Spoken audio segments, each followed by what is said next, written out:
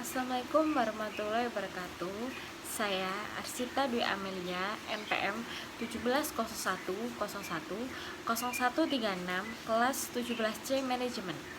Jadi di sini saya akan menjelaskan materi tentang negosiasi internasional dan negosiasi lintas budaya. Negosiasi lintas budaya adalah salah satu yang khusus banyak dalam bidang yang lebih luas komunikasi lintas budaya. Dengan mengambil pelatihan negosiasi lintas budaya, negosiator dan penjualan personil memberi diri mereka keuntungan lebih dari pesaing. Untuk yang selanjutnya, seni dan ilmu negosiasi lintas budaya. Ilmu negosiasi lintas budaya memberikan bukti-bukti penelitian untuk mendukung tren luas yang sedang kali, namun tidak selalu terjadi selama negosiasi. Seni negosiasi lintas budaya menentukan strategi-strategi yang harus digunakan untuk meningkatkan pemahaman lintas budaya. Untuk yang selanjutnya, tentang konseptualisasi budaya dan negosiasi. Menurut Robert Janosik, tahun 1987, mengidentifikasikan 4 cara yang digunakan untuk mengkonseptualisasi budaya dalam negosiasi internasional. Yang pertama, budaya sebagai perilaku yang dipelajari. Yang kedua, budaya sebagai nilai bersama. Yang ketiga, budaya sebagai dialektika. Yang keempat, budaya dalam konteks. Slide selanjutnya tentang faktor pembeda negosiasi internasional.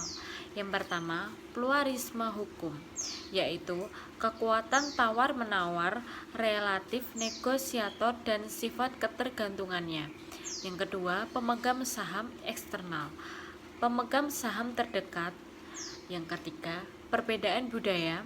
Yang keempat, perbedaan ideologi, yaitu hasil negosiasi yang diinginkan. Yang kelima, ketidakstabilan dan perubahan. Yang keenam, kontrol pemerintah dan birokrasi asing, yang diartikan hubungan antar negosiator sebelum dan selama negosiasi. Yang ketujuh, fluktuasi mata uang dan nilai tukar mata uang asing. Yang kedelapan, pluralisme politik, yaitu tingkat konflik yang mendasari negosiasi politik. Slide selanjutnya tentang faktor pembeda negosiasi internasional. Yang pertama, pluralisme hukum, yaitu kekuatan tawar-menawar relatif negosiator dan sifat ketergantungannya. Yang kedua, pemegang saham eksternal, pemegang saham terdekat. Yang ketiga, perbedaan budaya. Yang keempat, perbedaan ideologi, yaitu hasil negosiasi yang diinginkan. Yang kelima, ketidakstabilan dan perubahan. Yang keenam, kontrol pemerintah dan birokrasi asing, yang diartikan hubungan antar negosiator sebelum dan selama negosiasi. Yang ketujuh, fluktuasi mata uang dan nilai tukar mata uang asing. Yang kedelapan, pluralisme politik, yaitu tingkat konflik yang mendasari negosiasi politik. Nah, di sini saya akan memberikan satu contoh studi kasus perusahaan teknologi raksasa Google.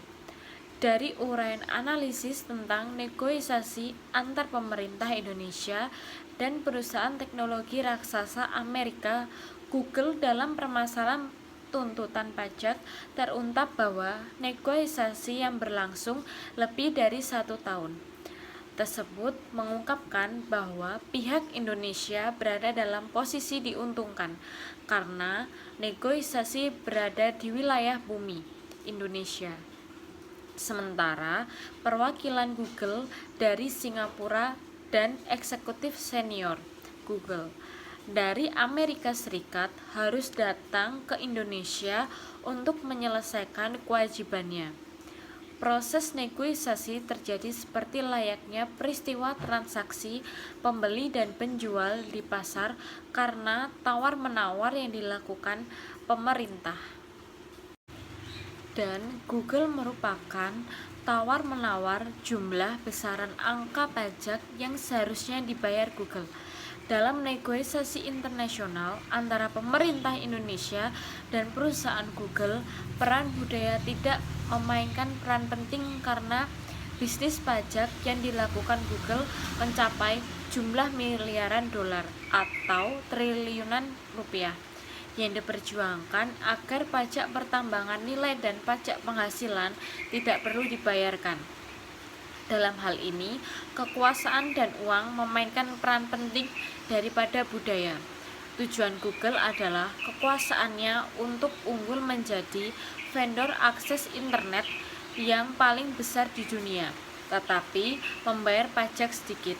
Dengan demikian, perusahaan Google dapat dikatakan melakukan kelihayannya melalui cara agar sukses, tidak membayar pajak, dan jika membayar serendah-rendahnya. Sekian presentasi dari saya. Apabila ada kata yang salah, mohon dimaafkan. Wassalamualaikum warahmatullahi wabarakatuh.